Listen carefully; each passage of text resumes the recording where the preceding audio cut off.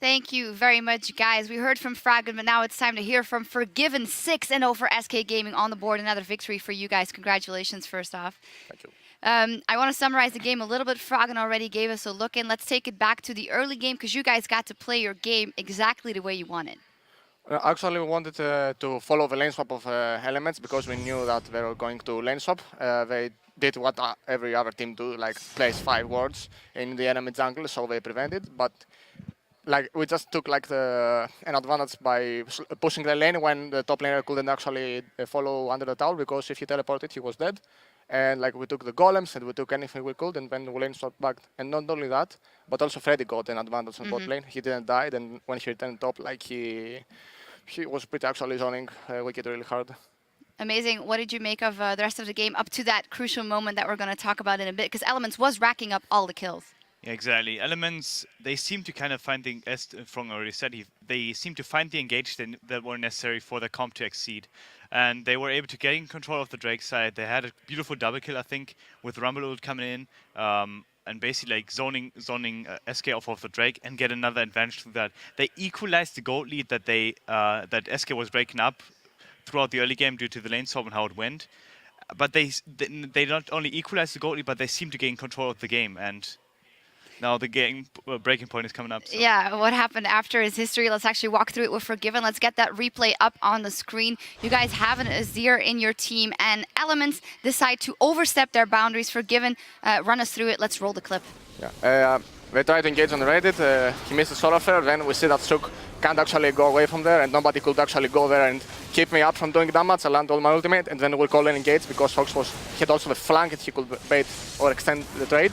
And then we just collapse on them, and it's up to like who can play better mechanically the team fight there. Like I was zoned for like 3 seconds because I couldn't follow up inside, because if I did, I was dead.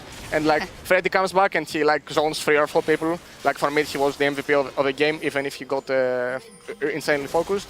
And then we were just like, I don't know, like dead man walking, like for me. Like we were just ready to die. Yeah, you guys, this was definitely the turning point where you guys could take it under control. You actually went for Baron straight after. You guys were pretty low.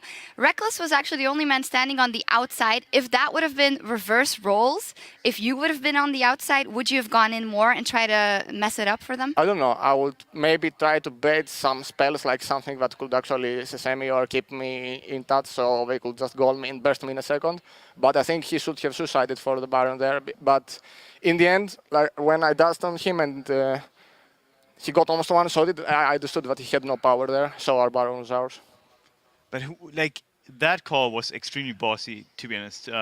Who's making those calls, actually? All of us. All of us. We were a team that was playing from behind. Like up to a point, the score was 2-10 and 2 kills for us and 10 kills from them. And the moment they did a mistake, we just capitalized on it, and we made the game like it is 10-2 for us. Right. We focused a lot about Reckless versus you in that matchup. I also had a feature of Reckless beforehand saying how good you were last time you were already in the LCS. How much does that play a factor for you once you're in that game? It feels pretty nice to have a competition and someone that is equal or better. Like even if I say, like, let's say that I'm the best bot lane by far, it doesn't matter. It's up to people to judge who is the better. And it's really nice to have competition with someone that I respected. And honestly know that if we feed him or if he gets a game to play with, he will be equal or more in team impact or game impact on me. So it feels were you a little mad he took away the Graves, or? Huh? I didn't expect it, but when I saw his match history that he has like 6 games in a row with Graves, I understood why. He was like, damn, he's going to take that from me. You guys right now 6-0. The longest winning streak we ever had in the European LCS was Fnatic. 9 games in a row in the spring split of 2013. There are less games in a split now, but how far do you think you can go? In other words, is there any competition for you in Europe? Obviously, like I think Rocket and Fnatic and Elements are really good teams by their own sides and by their own advantages and flows. And I think that at some point, as the season will progress, some of the teams that went in and are new to the LCS will just fall a bit apart. And like the traditional forces, let's say Fnatic or Elements or Rocket, will just step up their game and they will become better teams. And this means that everyone that sees League of Legends in Europe, they will enjoy it more. Yeah, absolutely. The league is absolutely crazy right now. Anything else you want to ask for Given, your good buddy?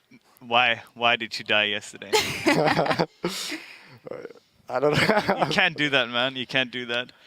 But Well played, anyways. Yeah. Yeah. I have to say something because he was like the player that I respected the most in CW. I wish him that he joins LCS again, and even if we are not teammates, we are big opponents, so it's even better.